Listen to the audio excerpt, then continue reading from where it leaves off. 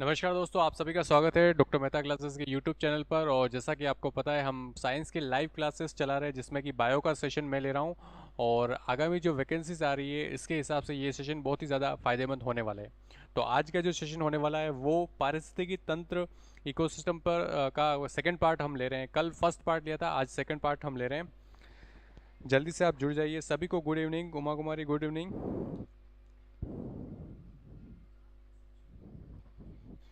चलिए जल्दी से आप लिंक को शेयर कर दें, वीडियो को लाइक कर दें। कुछ ही देर में हम सेशन स्टार्ट करने वाले हैं।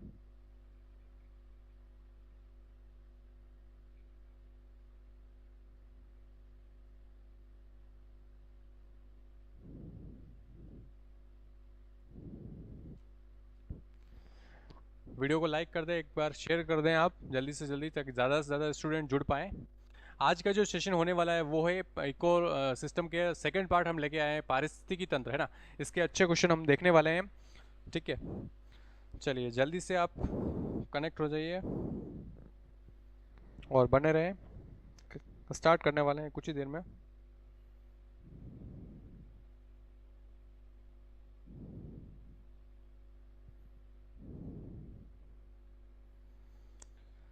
चलिए शुरू करते हैं आज का लाइव सेशन, इकोसिस्टम का पार्ट 2, है ना। फर्स्ट क्वेश्चन देखते हैं आज के लाइव सेशन का। चलिए फर्स्ट क्वेश्चन आप देख रहे हैं।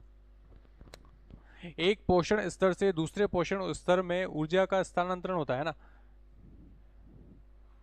चलिए फर्स्ट क्वेश्चन देखिए। एक पोषण स्तर से दूसरे पोषण स्तर में ऊर्जा का स्थानांतरण उष्मागतिकी के द्वितीय नियम द्वारा संचालित होता है।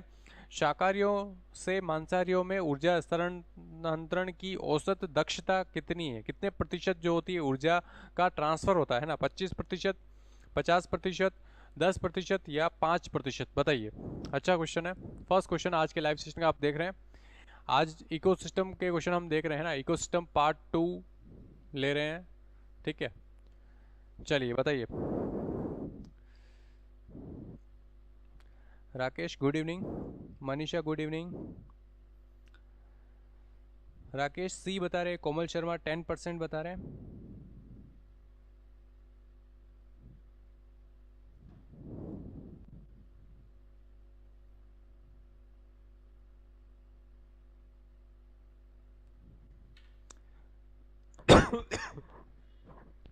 उमा कुमारी सी बता रहे हैं। तबस्सुम सी बता रहे हैं। मनीषा कटारा सी बता रहे हैं। जल्दी से कमेंट करते जाइए। फर्स्ट क्वेश्चन देख रहे हैं आज के लाइव सेशन का, इकोसिस्टम का टॉपिक आज चूज किया है। इकोसिस्टम के क्वेश्चन हम कर रहे हैं, पार्ट 2 है, फर्स्ट वाला। कल अगर आपने क्लास नहीं ली तो आप देख सकते हैं यूट्यूब पे जाके। और फर्स्ट क्वेश्चन देख रहे हैं। एक पोषण स्तर से दूसरे पोषण स्तर में ऊर्जा का जो स्थानांतरण होता है उष्मागति के द्वितीय नियम के अनुसार शाकाहारियों से मांसाहारी में, है ना, ऊर्जा का जो स्थानांतरण होता है कितने प्रतिशत होता है, पूछा गया है।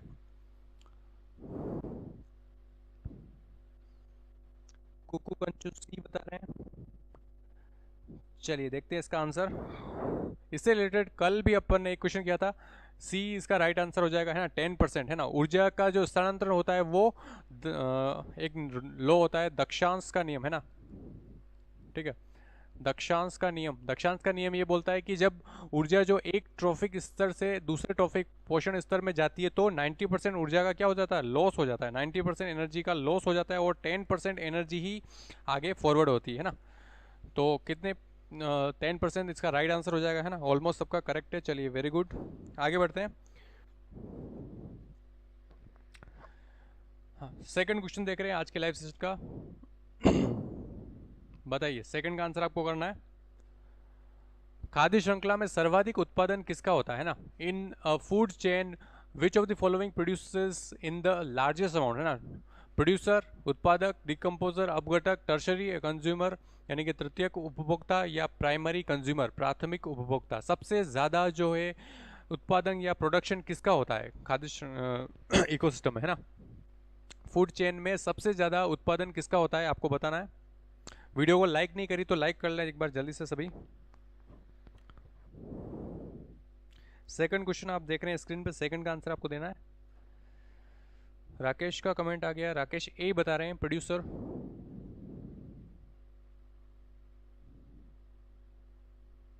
उमा कुमारी ए बता रहे हैं।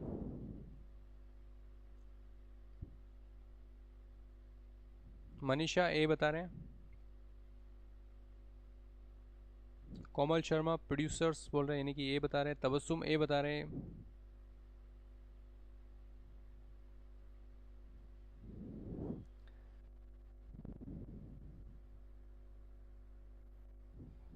जल्दी से कमेंट करते जाइए।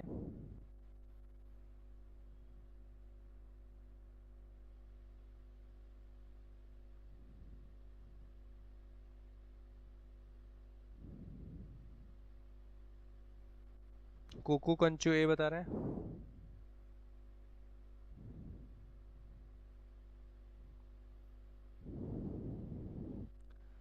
चलिए देखते हैं इसका राइट आंसर क्या होगा। देखिए पूछा है खाद्य श्रृंखला में सर्वाधिक उत्पादन किसका होता है ना। खाद्य श्रृंखला जो हमेशा स्टार्ट होगी वो प्रोड्यूसर से स्टार्ट होती है, ठीक है, प्रोड्यूसर से स्टार्ट होती है। उसके बाद में प्राइमरी कंज्यूमर आ जाते हैं, ठीक है, प्राइमरी कंज्यूमर आएगा, फिर सेकेंडरी कंज्यूमर आएगा, ठीक है, फिर टर्शरी कंज्यूमर आएगा, और ऐसे चलती है ना डीकम्पोजर उसके बाद। तो प्राइमरी जो प्रोड्यूसर है ये कहाँ से एनर्जी ले रहे हैं, सन से। अल्टीमेट जो एनर्जी का जो सोर्स है वो सन है, सन से एनर्जी ले रहे हैं और फिर ये एनर्जी का फ्लो हो रहा है ना। तो प्रोड्यूसर की अमाउंट बहुत ज़्यादा होनी जरूरी, क्योंकि ये सारे जो कंज्यूमर है वो किस पे डिपेंड है, प्रोड्यूसर पे ही डिपेंड है ना। तो प्रोड्यूसर का अमाउंट ज़्यादा होना ही चाहिए, है ना। तो ए इसका आंसर हो जाएगा, ऑलमोस्ट सबका करेक्ट है। चलिए वेरी गुड, आगे बढ़ते हैं तीसरे क्वेश्चन की तरफ। देखिए थर्ड क्वेश्चन देखिए, किसी भी खाद्य श्रृंखला में हरा पौधा प्रथम कड़ी होता है, क्योंकि किसी भी जो फूड चेन होगी उसमें से ग्रीन प्लांट जो होगा वो फर्स्ट स्टेज होगी, है ना, वहाँ से जो फूड चेन स्टार्ट होती है। इसका क्या कारण होता है ना, बताइए। फर्स्ट देखिए उनका वितरण विस्तृत होता है, दे आर वाइडली डिस्ट्रीब्यूटेड, या फिर बी वह मृदा में दृढ़ता से लगे होते हैं, या सी केवल इन्हीं से वातावरण में CO2 को सूर्य प्रकाश की उपस्थिति में स्थिर करने की क्षमता होती है, या डी उपरोक्त सभी। बताइए, थर्ड क्वेश्चन देख रहे हैं, थर्ड का आंसर आपको देना है। उमा कुमारी ने लिखा producer are the base of food chain, बिल्कुल सही लिखा है। चलिए थर्ड का आंसर आपको देना है। उमा कुमारी डी बता रहे हैं। एक बार वीडियो को सभी लाइक कर ले, हालांकि आप लोगों के लिए फ्री है, लेकिन हमारे चैनल को या वीडियो को थोड़ा सा बूस्ट मिल जाता है इससे। तो एक बार आप वीडियो को लाइक कर ले, मेरी हम्बल रिक्वेस्ट है सभी से। चलिए राकेश सी बता रहे हैं, कोमल शर्मा सी ऑप्शन दे रहे हैं, बाकी स्टूडेंट भी कमेंट करते जाइए।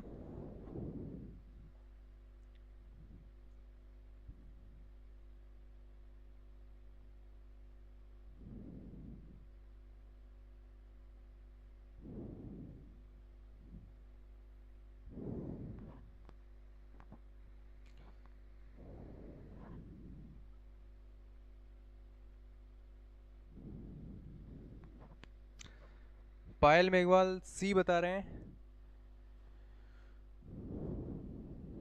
Okay.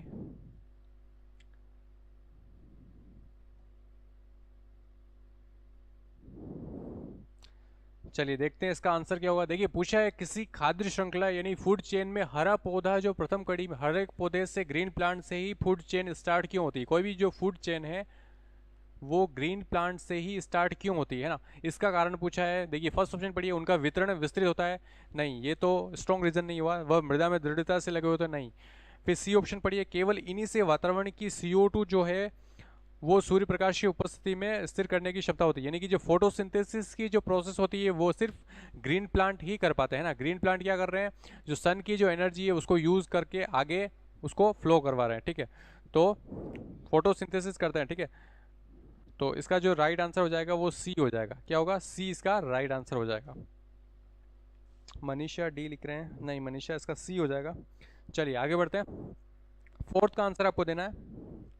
Food levels in an ecosystem are called, है ना, पारिस्थितिकी तंत्र में आर स्तर को कहा जाता है, क्या कहा जाता है, trophic levels, consumer levels, producer levels, या हर्बीवोर लेवल्स। बताइए,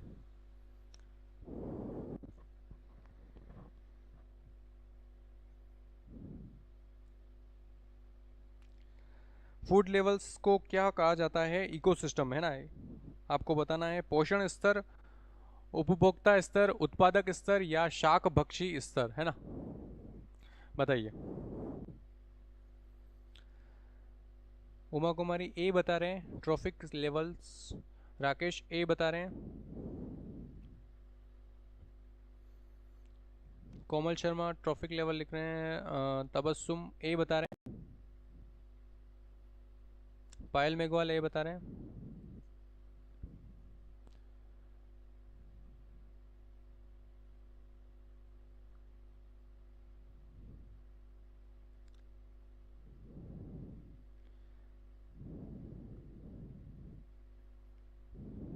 मनीषा कटारा ए बता रहे हैं,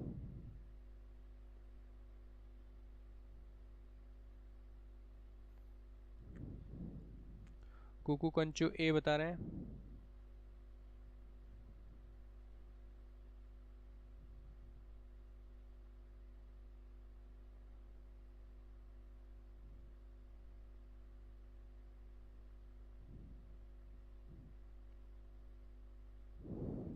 चलिए देखते हैं इसका राइट आंसर क्या होगा।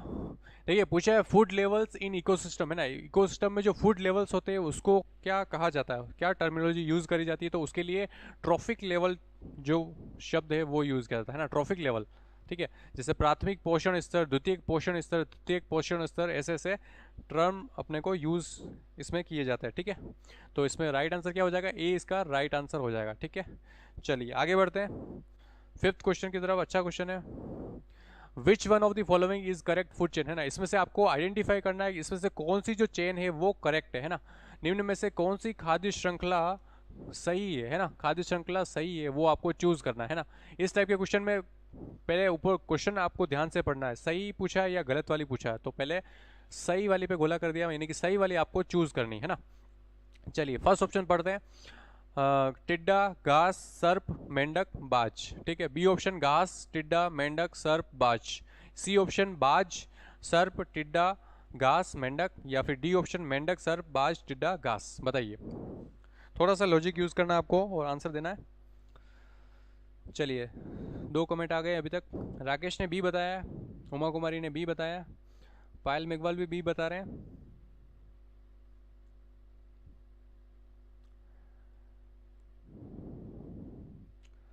बाकी स्टूडेंट कमेंट करते जाइए। कुकू कंचू बी बता रहे हैं,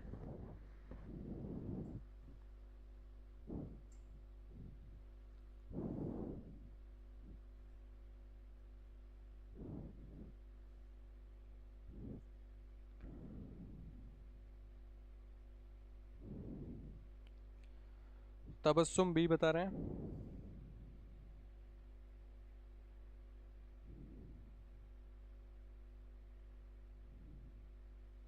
मनीषा बी बता रहे हैं,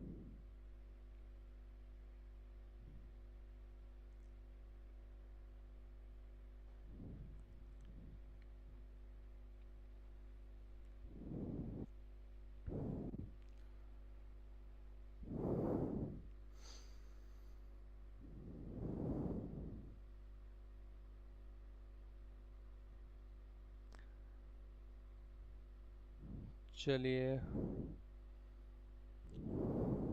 चलिए देखते हैं इसका आंसर क्या होगा। देखिए फूड चेन के बारे में पूछा है, कौन सी खाद्य श्रृंखला जो है करेक्ट है ना। सबसे पहला कॉन्सेप्ट देखिए, फूड चेन कोई भी हो, अल्टीमेट एनर्जी का सोर्स आपको पता है सन होता है। ठीक है, सन के बाद में जो होता है प्रोड्यूसर आएंगे, सबसे पहले जो एनर्जी को प्रोड्यूस करते हैं वो आएंगे। ठीक है, तो इसमें से देखिए ग्रास ऑफर टिड्डा जो है वो तो किस में आता है, इंसेक्ट है ना, तो ये एनर्जी को प्रोड्यूस तो करता ही नहीं है। ठीक है, तो ये वाला तो रॉन्ग हो गया, ग्रास। ठीक है, चलो इस पे बाद में देखते हैं, ईगल वाला भी रॉन्ग हो गया और फ्रॉग वाला भी रॉन्ग हो गया। ठीक है, तो इसलिए एक ही बचा। ठीक है, तो ग्रास, सबसे पहले ग्रास है जो सन से एनर्जी लेगी। ठीक है, प्रोड्यूसर हो गई, फिर ग्रास ऑफर घास को खाएगा, और फ्रॉग जो ग्रास ऑफर को खाता है, और स्नैक फ्रॉग को खाता है, और ईगल है स्नैक को। तो करेक्ट बी ऑप्शन हो जाएगा। ठीक है, चलिए ऑलमोस्ट सबका करेक्ट है। राव सुखदेव सिंह बी बता रहे हैं, बिल्कुल सही। चलिए वेरी गुड, आगे बढ़ते हैं। 6 का आंसर आपको देना है, एक पारिस्थितिक तंत्र में ऊर्जा प्रवाह का सही क्रम, इसमें भी आपको करेक्ट ऑर्डर चूज करना है, सही क्रम आपको चूज करना है ना। देखिए फर्स्ट ऑप्शन है उत्पादक, मांसाहारी, शाकाहारी, विघटनकारी। बी ऑप्शन उत्पादक, शाकाहारी, मांसाहारी, विघटनकारी, या सी ऑप्शन शाकाहारी, मांसाहारी, उत्पादक, विघटनकारी, या डी ऑप्शन शाकाहारी, उत्पादक, मांसाहारी, या विघटनकारी, है ना। सी का आंसर आपको देना है। चलिए उमा कुमारी ने अच्छी ड्राइंग बना के आंसर किया है, वेरी गुड। चलिए 6 का आंसर बताइए। करेक्ट एनर्जी फ्लो आपको चूज करना है। राकेश का कमेंट आ गया, राकेश बी बता रहे हैं इसमें 6 का। एक बार वीडियो को लाइक कर ले, जिन स्टूडेंट ने वीडियो को लाइक नहीं किया अभी तक प्लीज़ वीडियो को लाइक कर लें, और 6 का आंसर आपको बताना है, ठीक है। ऊर्जा फ्लो का सही क्रम आपको चूज करना है।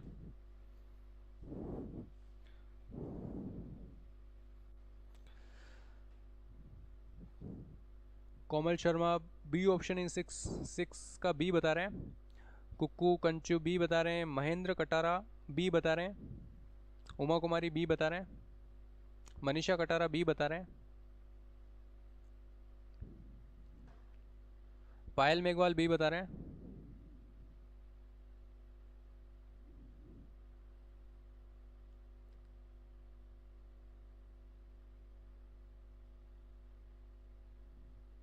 चलिए देखते हैं इसका राइट आंसर क्या होगा। देखिए कॉन्सेप्ट वही है कि सबसे पहले हमेशा प्रोड्यूसर आएगा, ठीक है। तो देखिए फर्स्ट में प्रोड्यूसर आ रहा है, ठीक है, इस पर बाद में विचार करते हैं प्रोड्यूसर हर्बीवोर, तो ये वाला तो वैसे भी रॉन्ग हो गया, और हर्बीवोर आ रहा है तो ये रॉन्ग हो गया, ठीक है। अब बचे दो ऑप्शन, प्रोड्यूसर, प्रोड्यूसर के बाद कार्निवोरस, सीधा कार्निवोरस आ गया तो ये रॉन्ग हो गया, है ना। प्रोड्यूसर, प्रोड्यूसर के बाद हर्बीवोर आएगा, उसके बाद कार्निवोर आएगा, और फिर डिकम्पोजर, बिल्कुल सही है। तो बी ऑप्शन इसका करेक्ट हो जाएगा, है ना। 6 का बी हो जाएगा, ऑलमोस्ट सबका करेक्ट है। 6 का बी तबस्सुम, बिल्कुल सही तबस्सुम। चलिए वेरी गुड, शाबाश। आगे बढ़ते हैं। 7 का आंसर आपको बताना है, वेल डन, सभी अच्छा बता रहे हैं। Which of the following ecosystem has the highest gross primary productivity, है ना। निम्न में से किस इकोसिस्टम की सबसे ज्यादा ग्रोस प्राथमिक उत्पादकता होती है ना, उच्चतम जो उत्पादकता होती है वो आपको बताना। अलग अलग जो इकोसिस्टम के टाइप्स आपको ऑप्शन में दे रखे हैं, इसमें से आपको बताना है कि सबसे ज्यादा ग्रोस प्राइमरी प्रोडक्टिविटी किसकी होती है। ग्रासलैंड, घास के मैदान की, कोरल रीफ, या फिर मैंग्रोव्स, या रेन फॉरेस्ट, बताइए।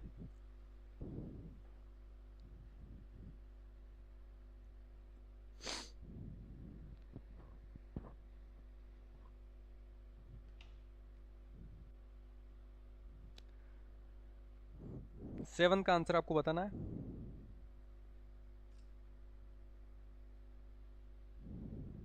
बताइए जल्दी से।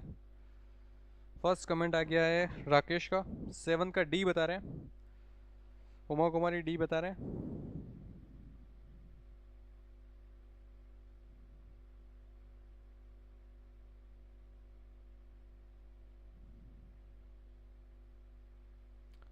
मनीषा कटारा डी बता रहे हैं।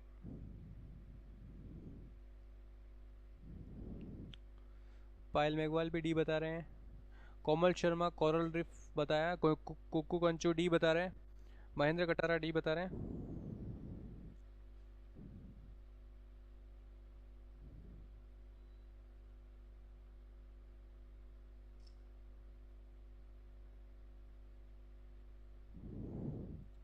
चलिए कमेंट करते जाइए जल्दी से।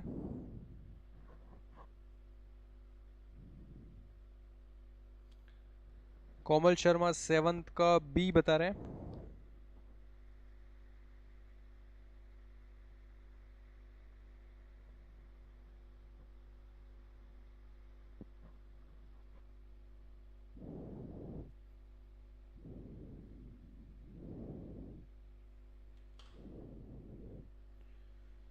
चलिए देखते हैं इसका। तबस्सुम बी बता रहे हैं।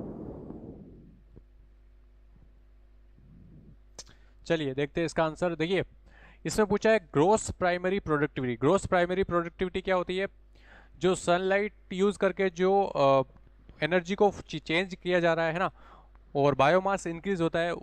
बायो जो सनलाइट से बायोमास का, जीवों का या प्लांट का जो भी ऑर्गेनिज्म है वो इंक्रीज हो रहा है, वही अल्टीमेटली क्या होता है? जीपीपी होता है ना, ग्रोस प्राइमरी प्रोडक्टिविटी होती है ना।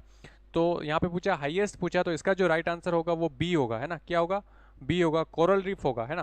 फर्स्ट देखिए ग्रासलैंड, ठीक है, घास के मैदान। मैंग्रोव जो होते हैं, जो दलदली जो एरिया होता है वहाँ पे जो प्लांट्स होते हैं वहाँ उनको बोलते हैं मैंग्रोव्स। रेन फॉरेस्ट तो बड़े बड़े जो जंगल होते हैं, वर्षावनी, है ना, जहाँ पे ज़्यादा बारिश वगैरह होती है ना। अब यहाँ पे इसका आंसर कोरल रीफ क्यों होगा? कोरल रीफ जो होती है वो समुद्र में होती है ना, और इसमें क्या आता है? Aquatic plant. कोरल रीफ में क्या आएंगे? एक्वेटिक प्लांट और फाइटोप्लैंक्टन, है ना। फाइटो प्लैंकटन जो होते हैं वो फोटोसिंथेसिस करते हैं और वो उनकी जीपीपी सबसे ज़्यादा होगी, है ना, क्योंकि आपको पता है कि टोटल वाटर कितना है, टोटल वाटर कितना है 71% है ना, 71% वाटर है और 29% ही लैंड है, ठीक है। तो वाटर का एरिया ज़्यादा है तो कोरल रीफ भी ज़्यादा होगी, तो फिर इसका जीपीपी ज़्यादा होगा, है ना। चलिए 7 का आंसर बी हो जाएगा, है ना। बी आंसर सिर्फ कोमल शर्मा और तबस्सुम का आया, बाकी सब ने डी बताया, जिसको करेक्शन करें कोरल रीफ इसका राइट आंसर होगा, है ना। चलिए आगे बढ़ते हैं। 8 का आंसर आपको देना है, biological equilibrium is found among the, है ना, जैव संतुलन किसमें पाया जाता है, आपको बताना है जैव संतुलन किसमें पाया जाता है। प्रोड्यूसर प्लांट, केवल उत्पादक में, कंज्यूमर एंड प्रोड्यूसर्स में, डीकंपोजर में, या प्रोड्यूसर कंज्यूमर डीकंपोजर तीनों में पाया जाता है, बताइए। बायोलॉजिकल इक्विलिब्रियम की पूछा है, जैव संतुलन किसमें पाया जाता है,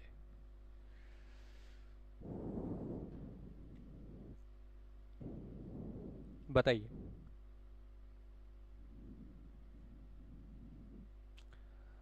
बायोलॉजिकल इक्विलिब्रियम के बारे में पूछा है, जैव संतुलन किसमें पाया जाता है, प्रोड्यूसर प्लांट्स में, consumer and producers, decomposers, producer consumer and decomposers. Rakesh 8th का डी बता रहे हैं, बताइए। बाकी स्टूडेंट भी कमेंट करते जाइए जल्दी से।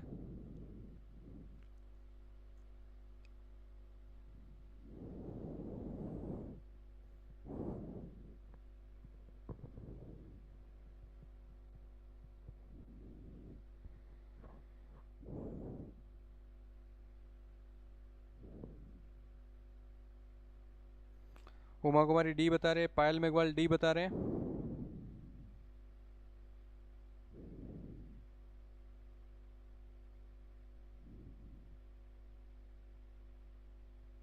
बाकी स्टूडेंट भी कमेंट करते जाइए जल्दी से। बायोलॉजिकल इक्विलिब्रियम पूछा है ना, साम्यावस्था, जैव संतुलन या जैव साम्यावस्था किसको कहते हैं, ना, किसमें पाया जाता है, प्रोड्यूसर प्लांट में पाई जाती है, कंज्यूमर या प्रोड्यूसर में पाई जाती है, डीकंपोजर में पाया जाता है, या फिर तीनों में पाया जाता है, बताइए। अच्छा क्वेश्चन है। पायल मेघवाल डी बता रहे हैं, मनीषा कटारा डी बता रहे हैं, कुकू कंचू डी बता रहे हैं।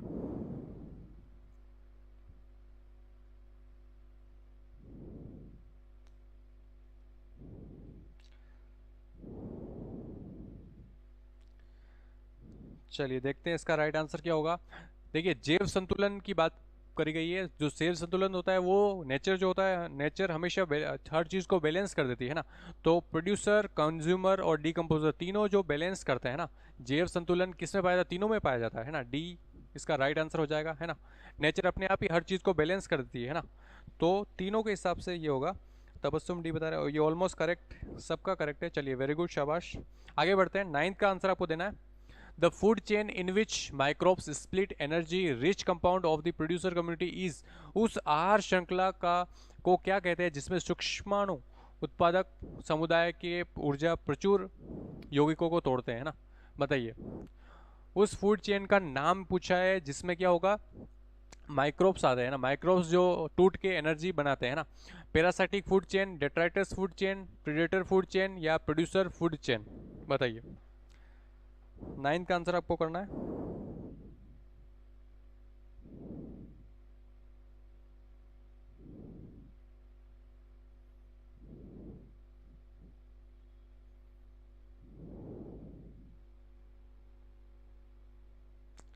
उमा कुमारी 9th का बी बता रहे हैं।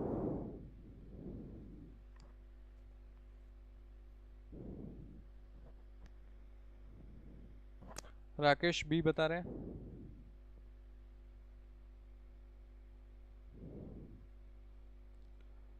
तबस्सुम बी बता रहे हैं। कोमल शर्मा डेट्राइटस लिखा है यानी कि बी बता रहे हैं। कोकू कंचू बी बता रहे हैं। पायल मेघवाल बी बता रहे हैं।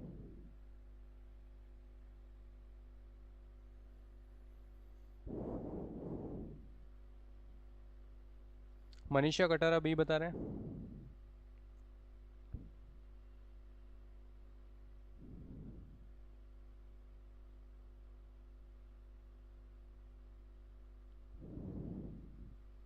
चलिए जल्दी से कमेंट करते जाइए। पूछा है, देखिए उस आहार श्रृंखला का नाम पूछा है जो कि क्या है कि माइक्रोब्स से स्टार्ट होती है ना, माइक्रोब्स के स्प्लिटिंग एनर्जी से स्टार्ट होती है ना, उस आहार श्रृंखला का नाम पूछा है, जल्दी से बताइए। चलिए देखते हैं इसका आंसर क्या होगा। देखिए उस आहार श्रृंखला का को क्या कहते हैं जिसमें सूक्ष्माणु उत्पादक समुदाय के ऊर्जा प्रचुर यौगिकों को तोड़ते हैं ना। तो डेट्राइटस जो फूड चेन होती है वहाँ वो जो स्टार्ट होती है, सड़े गले जो पदार्थ होते हैं ना, जब पदार्थ जो होते हैं वो सड़ने गलने लग जाते हैं तो उस पर क्या होता है, माइक्रोब्स पनपते हैं, माइक्रोब्स उस पर ग्रो करने लग जाते हैं। और माइक्रोब्स का मतलब क्या है, माइक्रोब्स का मतलब है फंजाई एंड बैक्टीरिया ग्रो करेंगे और वहाँ से फूड चेन स्टार्ट होगी। ऐसी फूड चेन को अपन क्या कहते हैं, डेट्राइटस फूड चेन, ध्यान रखिए। ठीक है, ये एक यूनिक फूड चेन होती है। बाकी मोस्टली जो फूड चेन कहाँ से स्टार्ट होगी, ग्रीन प्लांट से या ग्रीन एल्गी से या फिर फाइटोप्लैंक्टन से, है ना। ध्यान रखिए, वापस से लिख देता हूँ, ग्रीन प्लांट है ना, ग्रीन प्लांट आपको पता ही होगा।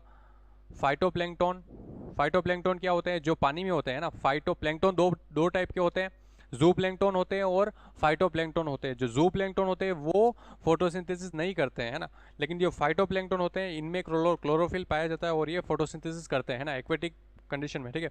और एक्वेटिक प्लांट, ठीक है, ये सभी क्या करते हैं, फोटोसिंथेसिस करेंगे। जनरली जो अपनी फूड चेन जो स्टार्ट होती है वो यहाँ से स्टार्ट होती है, बट ये एक स्पेशल टाइप की चेन है जिसमें डेट्राइटस यानी कि माइक्रोब से स्टार्ट होगी, है ना, ध्यान रखिए।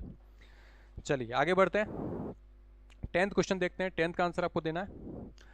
इन an ecosystem bacteria are considered, ecosystem में जीवाणुओं को क्या माना जाता है ना, micro consumer, macro consumer, primary consumer या फिर सेकेंडरी कंज्यूमर, बताइए। 10th का आंसर आपको करना है।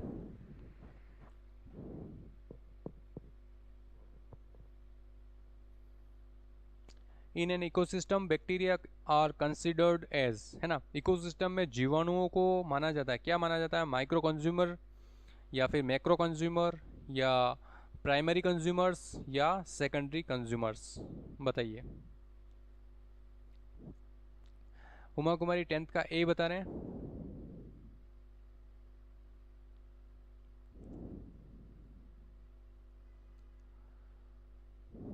राकेश ए बता रहे हैं।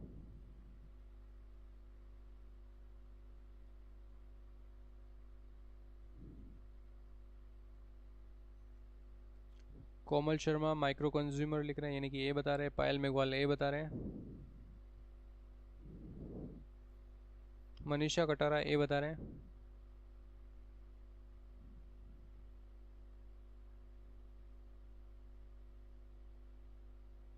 तबस्सुम ए बता रहे हैं।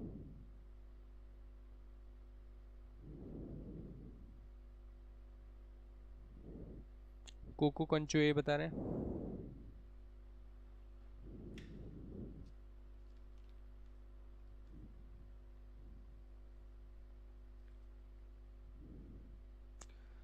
सुशीला ए बता रहे हैं।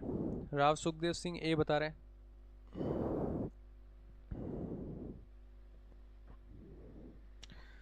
चलिए देखते हैं इसका राइट आंसर क्या होगा। देखिए पूछा है इकोसिस्टम में जीवाणु यानी कि बैक्टीरिया को माना जाता है, बैक्टीरिया को क्या माना जाता है। देखिए साइंस की एक ब्रांच होती है, आपने सुना ही होगा, माइक्रोबायोलॉजी, माइक्रोबायोलॉजी, है ना। माइक्रोबायोलॉजी में अपन क्या स्टडी करते हैं, माइक्रोब्स की स्टडी करते हैं। माइक्रोब्स मतलब बैक्टीरिया, फंजाई, वायरस, है ना, इस टाइप के जो माइक्रो ऑर्गेनिजम्स जो होते हैं जिनको अपन नेकेड आई से नहीं देख सकते, इसके लिए अपने को इलेक्ट्रॉन माइक्रोस्कोप या फिर कंपाउंड माइक्रोस्कोप की ज़रूरत होती है ना। तो उसकी सहायता से हम देख सकते हैं, तो इनको माइक्रोब्स बोलते हैं, ठीक है। तो यहाँ पे बैक्टीरिया की बात करें तो बैक्टीरिया क्या है, माइक्रोब्स है, तो माइक्रो कंज्यूमर्स, है ना। बैक्टीरिया किस में आएगा, माइक्रो कंज्यूमर्स। ए ऑप्शन सबका राइट है ना। चलिए वेरी गुड, आगे बढ़ते हैं 11th क्वेश्चन की तरफ। देखिए लेक इकोसिस्टम इज, है ना, झील इकोसिस्टम होता है। झील इकोसिस्टम कैसा इकोसिस्टम होता है, आर्टिफिशियल, एबायोटिक, नेचुरल या हाइड्रोलॉजिकल, बताइए। झील का जो इकोसिस्टम होता है वो कैसा इकोसिस्टम होता है, बताइए। आर्टिफिशियल, एबायोटिक, नेचुरल या हाइड्रोलॉजिकल, बताइए।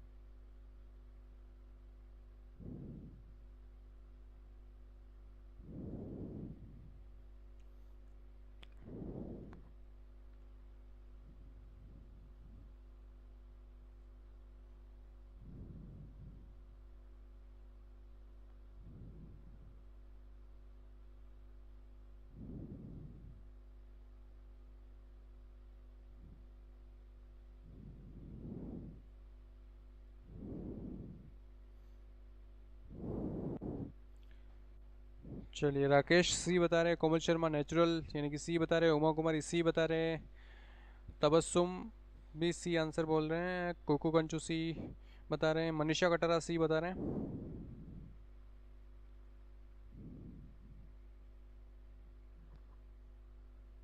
पूछा है लेक इकोसिस्टम के बारे में।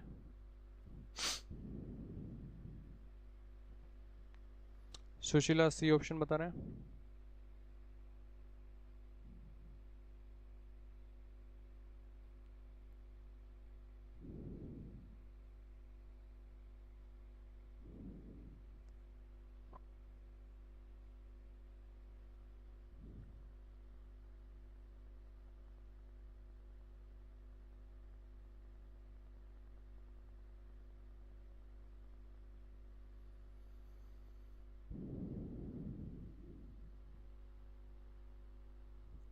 चलिए देखते हैं इसका राइट आंसर क्या होगा। एक झील इकोसिस्टम के बारे में पूछा है, ये आर्टिफिशियल होता है, एबायोटिक होता है या नेचुरल होता है, तो इसका जो राइट आंसर है वो नेचुरल है ना।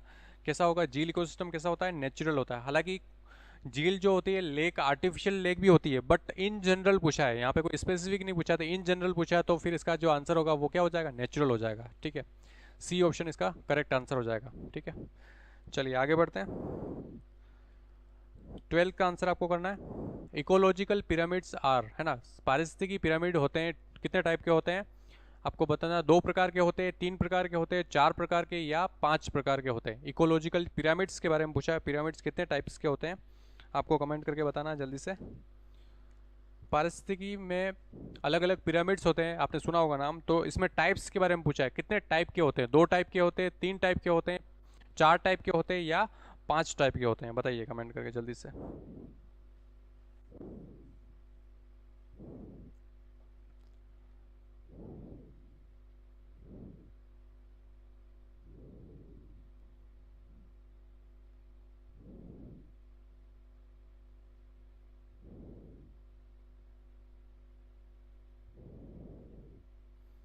फर्स्ट कमेंट आ गया है कोमल शर्मा का, 3 टाइप्स बोल रहे हैं। बताइए, बाकी स्टूडेंट भी कमेंट करते जाइए जल्दी से।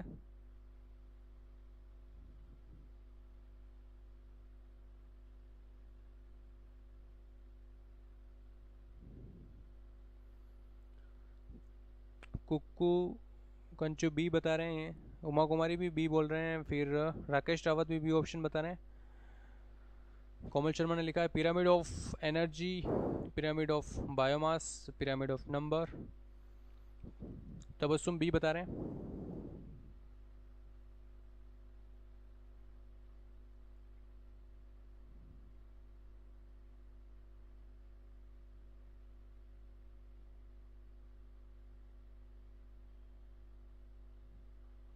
चलिए देखते हैं इसका जो राइट आंसर है। ऊर्जा के जो सॉरी पारिस्थितिकी जो पिरामिड होते हैं वो 3 प्रकार के होते हैं ना, ऑलमोस्ट सबका करेक्ट है ना। 3 टाइप्स के होते हैं। फर्स्ट देखिए, ऊर्जा के पिरामिड, संख्या के पिरामिड और जैव भार के पिरामिड, है ना। और इसमें ऊर्जा वाले जो पिरामिड होते हैं हमेशा कैसे होते हैं, अपराइट, सीधे होते हैं, हमेशा सीधे बनेगा। ऊर्जा का जो पिरामिड है हमेशा सीधा बनेगा। क्यों? क्योंकि ऊर्जा जब एक पोषण स्तर से दूसरे पोषण स्तर पे जाती है तो ऊर्जा का क्या हो जाता है, 90% लॉस हो जाता है और 10% ही आगे जाती है। ठीक है, तो ऊर्जा हमेशा एक से दूसरे में जाएगी तो कम ही जाएगी। तो ऊर्जा का पिरामिड जो होगा वो कैसा होगा, ऐसा बनेगा, है ना, अपराइट होगा, हमेशा ऐसा ही होगा, कभी उल्टा नहीं बनेगा। ऊर्जा का पिरामिड कभी भी उल्टा नहीं बन सकता, हमेशा सीधा ही होगा। ठीक है, क्योंकि दक्षांश के नियम के अकॉर्डिंग जो एनर्जी है उसका 90% लॉस हो जाता है और 10% ही आगे आगे जाएगी। ठीक है, चलिए आगे बढ़ते हैं। 13 क्वेश्चन देखिए, 13 का आंसर आपको बताना है। खाना एवं खाए जाने का संबंध कहलाता है, to eat and to be eaten relationship is called as, क्या कहा जाता है, खाना और खाए जाने का संबंध क्या कहलाता है। First, food chain, food web, symbiosis या फेगोसाइटोसिस, बताइए।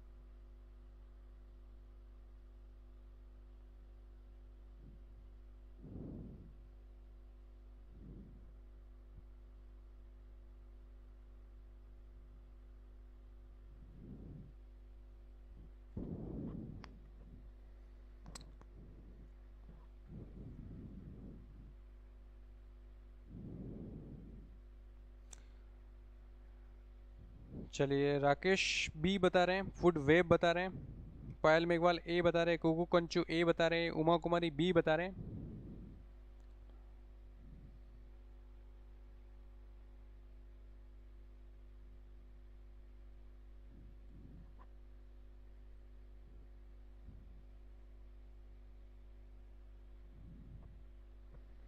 जल्दी से कमेंट करते जाइए, अच्छा क्वेश्चन है, बताइए। 13 का आंसर आपको देना है। चलिए जल्दी से कमेंट करिए, 5 सेकंड और दे रहा हूँ।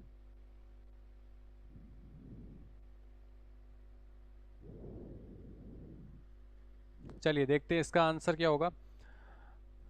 क्वेश्चन को ध्यान से पढ़िए। खाना एवं खाए जाने का संबंध है ना, जैसे कि फॉर एग्जांपल वापस से यहीं से स्टार्ट कर रहा हूँ। सन है, प्लांट, ठीक है।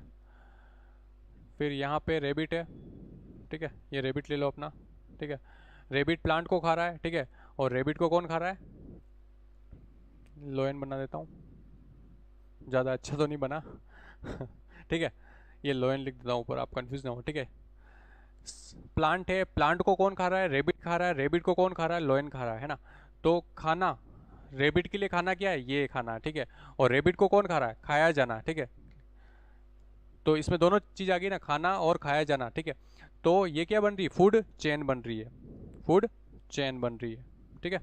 और मल्टीपल फूड चेन जब आपस में मिल जाती है तो फूड वेब बनाती है ना।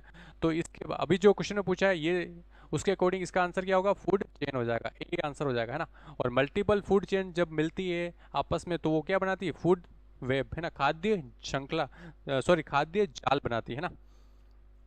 सी ऑप्शन देखिए, सिम्बायोसिस, सिम्बायोसिस और फेगोसाइटोसिस, इन दोनों पे मैंने वीडियो बना रखी है। अगर आपने Instagram handle doctor Mehta classes का नहीं देखा तो वहाँ पे जाके आप देख भी सकते हैं, और अभी मैं वापस से रिवाइज करवा देता हूँ।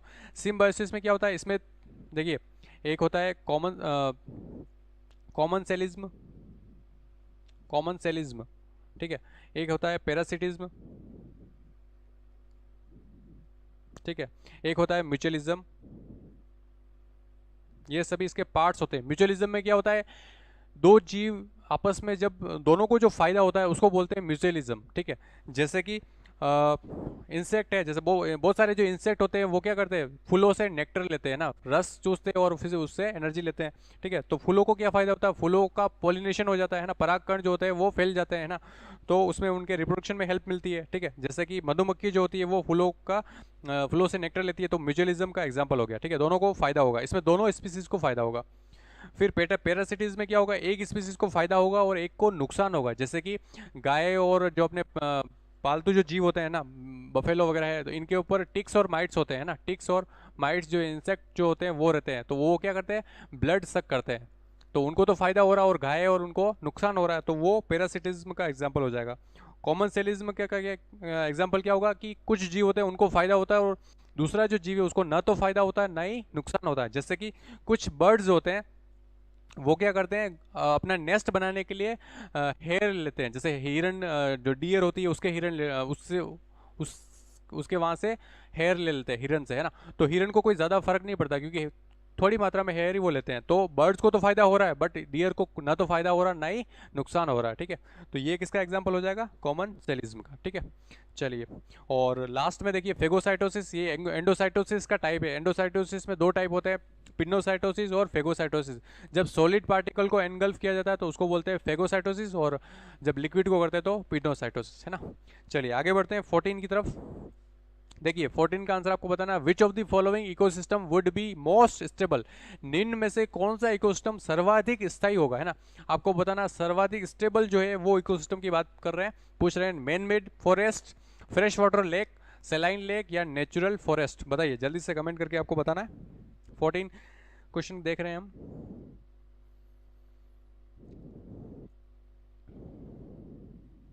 14 का आंसर आपको बताना है, निम्न में से सबसे सर्वाधिक स्थायी स्टेबल जो इकोसिस्टम है उसका एग्जाम्पल पूछा है। Man made forest, fresh water lake, सेलाइन lake या नेचुरल फॉरेस्ट? बताइए।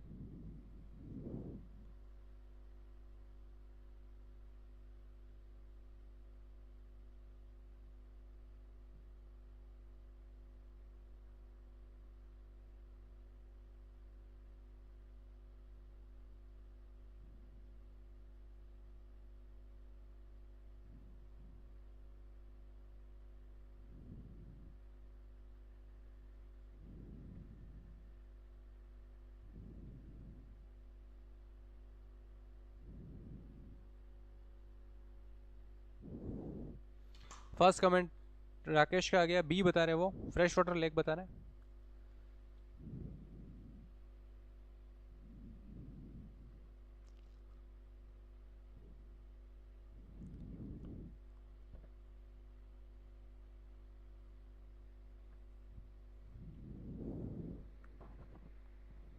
सर्वाधिक स्थायी इकोसिस्टम की बात कर रहे हैं। थोड़ा सा लॉजिक लगाना आपको, अच्छा क्वेश्चन है ये भी। बताइए जल्दी से बताइए, 14 का आंसर आपको करना है। आज के सेशन का सेकंड लास्ट क्वेश्चन देख रहे हैं, इसके बाद एक क्वेश्चन और देखेंगे हम। बताइए जल्दी से, निम्न में से कौन सा इकोसिस्टम सर्वाधिक स्थायी स्टेबल इकोसिस्टम की बात पूछी है। उमा कुमारी बी बता रहे हैं, कुक्कू बी बता रहे हैं, नहीं सॉरी वो तो शायद हाँ बी है, सही है। आप सीक्वेंस जरूर लिखे हैं ना, जो भी आंसर कर रहे हैं उसके साथ में क्वेश्चन की जो सीक्वेंस है वो लिखते जाए। जैसे 14 का दे रहे थे ए बी सी ऐसे लिखे है ना, 14 फिर ए बी सी डी, ताकि मुझे कंफ्यूजन नहीं हो ना कमेंट्स में। चलिए राकेश ने बी बताया, तबस्सुम ने डी बताया, कुकू कंचू बी बता रहे हैं, उमा कुमारी ने बी बताया, कोमल शर्मा ने सलाइन लेक बोला है, कोमल शर्मा सी, हाँ सलाइन लेक बोला है, ठीक है। चलिए देखते हैं इसका राइट आंसर क्या होगा। देखिए पूछा है कौन सा इकोसिस्टम सर्वाधिक स्टेबल होगा, है ना। तो फर्स्ट देखिए man made forest, man made जो फॉरेस्ट मानव निर्मित जो फॉरेस्ट होगा उसमें लिमिटेड अमाउंट में ही डाइवर्सिटी होगी, है ना, क्योंकि एक नेचुरल जो एनवायरनमेंट होता है उसमें डाइवर्सिटी बहुत ज़्यादा होती है, ठीक है। तो इसकी जो स्टेबिलिटी होगी वो इतनी ज़्यादा नहीं होगी, ठीक है। फिर दूसरे ऑप्शन पे आते हैं, fresh water lake, fresh water lake है तो फिर इसमें इसका जो पूरा इकोसिस्टम पानी पे डिपेंड है, अगर पानी अगर चला गया तो इसकी जो स्टेबिलिटी खत्म हो जाएगी, तो ये भी ज़्यादा स्टेबल नहीं है। सलाइन लेक, इसमें भी वाटर का रोल है तो ये ज़्यादा स्टेबल नहीं है। लेकिन नेचुरल फॉरेस्ट, ठीक है, ये ज़्यादा स्टेबल होगा क्योंकि इसमें डाइवर्सिटी भी ज़्यादा होगी और इसमें ये इतना ज़्यादा वल्नरेबल नहीं होगा, है ना। तो इसका जो राइट आंसर जो होगा डी हो जाएगा, है ना। ये दोनों सिस्टम ज़्यादा वल्नरेबल होगा, मतलब इनको इनके नष्ट होने के चांसेस ज़्यादा है as compare to natural forest, ठीक है। तो डी ऑप्शन इसका यहाँ पे करेक्ट हो जाएगा। चलिए डी ऑप्शन किसने बताया देख लेते हैं। तबस्सुम में डी बताया, बाकी सब ने ऑलमोस्ट बी और सी आंसर किया है। चलिए कोई बात नहीं, आगे बढ़ते हैं। लास्ट क्वेश्चन देखते हैं आज के सेशन का। Living organism of all ecosystem collectively constitute, है ना, सभी इकोसिस्टम के जीवित प्राणी सम्मिलित रूप से बनाते हैं, क्या बनाते हैं, प्रोड्यूसर्स, डिकम्पोजर, कंज्यूमर या बायोस्फीयर, ठीक है। बताइए लास्ट क्वेश्चन है, इजी क्वेश्चन है, इसका आंसर करना है आपको। बताइए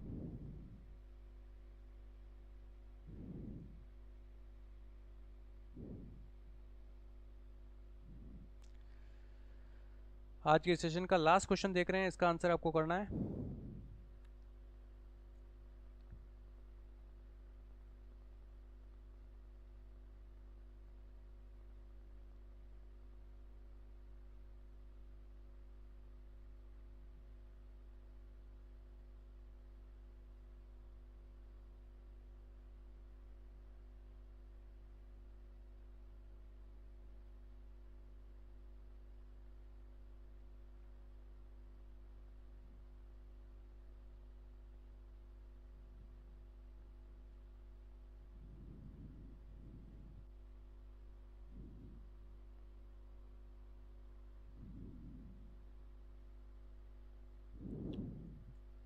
चलिए उमा कुमारी ने डी बताया, कोमल शर्मा बायोस्फीयर लिख रहे हैं यानी कि डी, तबस्सुम ने डी बताया, राव सुखदेव सिंह ने डी बताया, कुकू कंचू ने डी बताया। चलिए देखते हैं इसका राइट आंसर क्या होगा। देखो सभी इकोसिस्टम के जीवित प्राणी सम्मिलित रूप से क्या बनाते हैं, तो सम्मिलित रूप से सभी मिलके बायोस्फीयर बनाते हैं, क्या बनाते हैं, जैव मंडल बनाते हैं ना, बायोस्फीयर, है ना, जैव मंडल बनाते हैं, ठीक है। तो डी ऑप्शन हो जाएगा, इजी क्वेश्चन ही है ये तो। चलिए ऑलमोस्ट सबका करेक्ट है।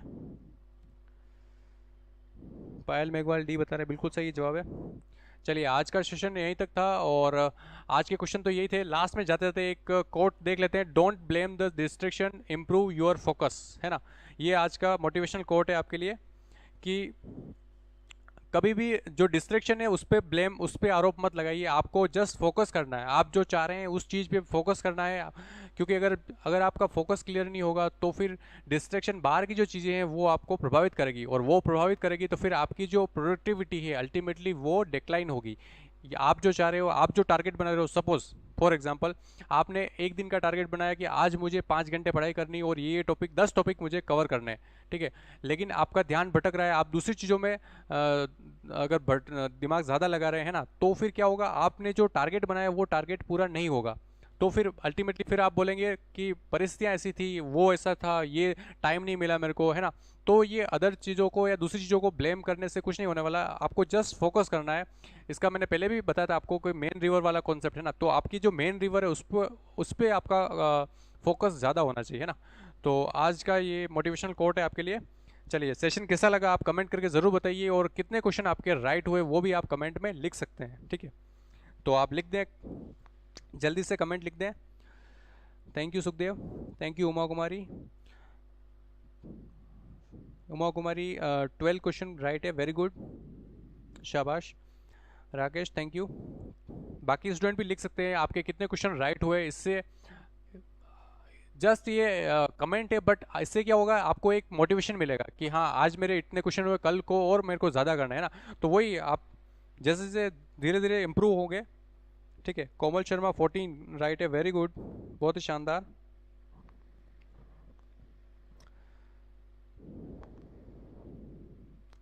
चलिए, आपको थोड़ा थोड़ा इंप्रूव करना है, डेली इंप्रूव करना, बस ये इंप्रूवमेंट वाला माइंडसेट आपको डेवलप करना है ना, और लगातार पढ़ाई करनी है, और लगातार आपको सेशन अटेंड करना है ना, ताकि आपकी जो तैयारी है, आपका सिलेक्शन मजबूत हो सके, ठीक है। तो कल एक नए सेशन के साथ हम मिलेंगे। थैंक यू सो मच कोमल। चलिए, कल एक नए सेशन के साथ मिलेंगे, तब तक के लिए आप और अगर वीडियो देखना चाहे तो हमारे डॉक्टर मेहता क्लासेस के यूट्यूब चैनल पर देख सकते हैं, और इंस्टाग्राम पे भी आप फॉलो कर सकते हैं। वहाँ पर भी आपको बहुत सारे एग्ज़ाम के रिलेटेड जानकारियाँ और मोटिवेशनल वीडियो वगैरह सब मिल जाएगी, ठीक है। तो अगर आप फॉलो नहीं करते तो फॉलो कर लीजिए, और सब्सक्राइब करिए यूट्यूब चैनल। मिलते हैं कल एक नए लाइव सेशन के साथ में। थैंक यू सो मच, धन्यवाद।